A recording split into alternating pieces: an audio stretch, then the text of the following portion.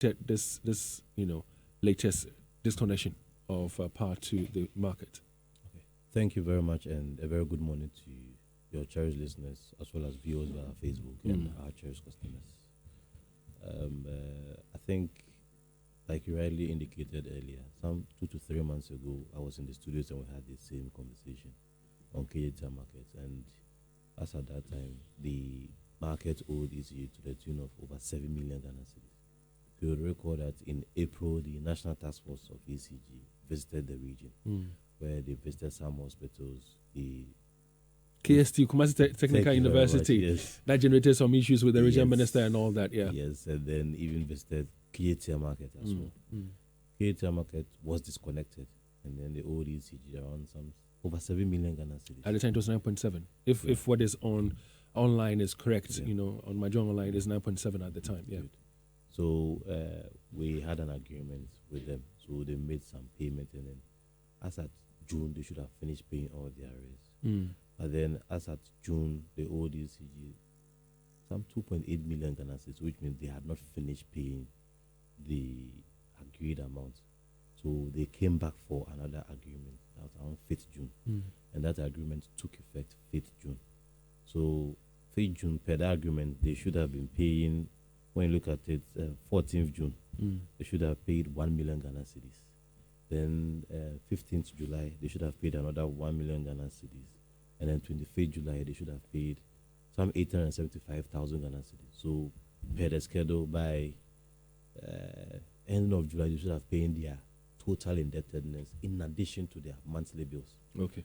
But I realized that the schedule that we presented to them, they didn't adhere to it.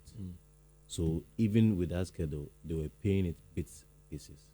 And then even their May and June bills were still outstanding. So we realized that they had not even finished paying the 2.8 million Ghana cedis.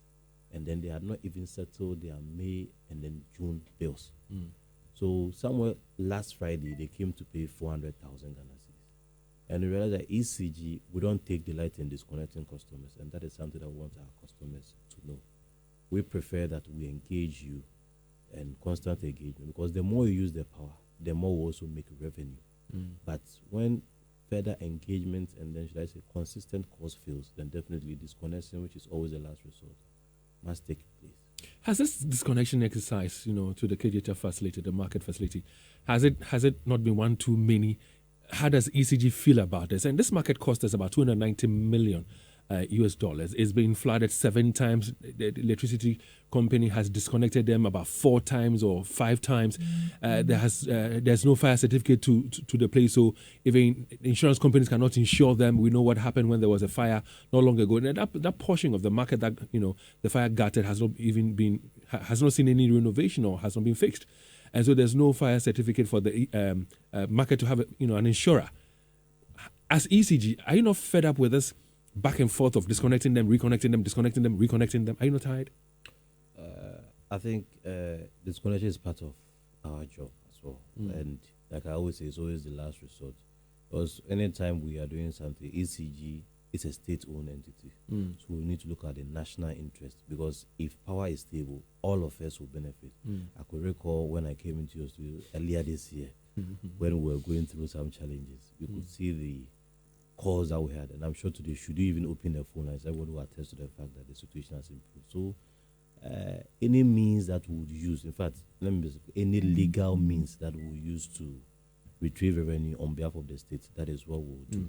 So what agreement did you come to before you reconnected them 2 days ago? Okay, so the payment schedule is as follows. So the May bill, it will be paid daily.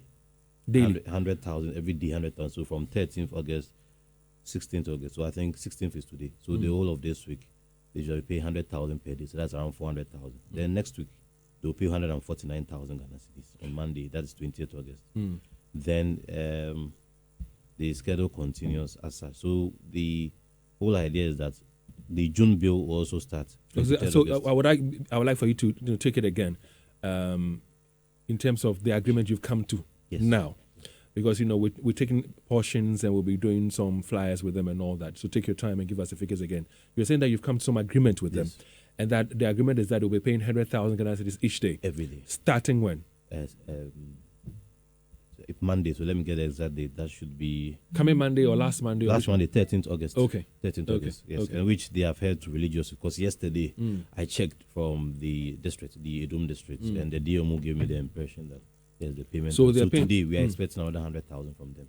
So then from next week? So next week, Monday or so, we'll expect another, some 200,000 from them on Monday. Okay. Yes.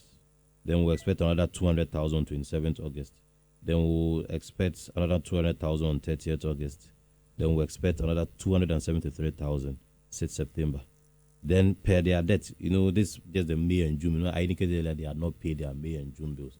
Then their debts, they will pay 200,000 out of that debt 3rd September. Then another 240,000 cedis on 10th September. Then another 252,000 cedis on 16th September. This is not inclusive of the July bill. Okay. As well. Because once what we want to do is we intend to ensure that we'll get to a point where the market is operating on a current bill. That they don't have any backlog of payments. So you talk about the fact that since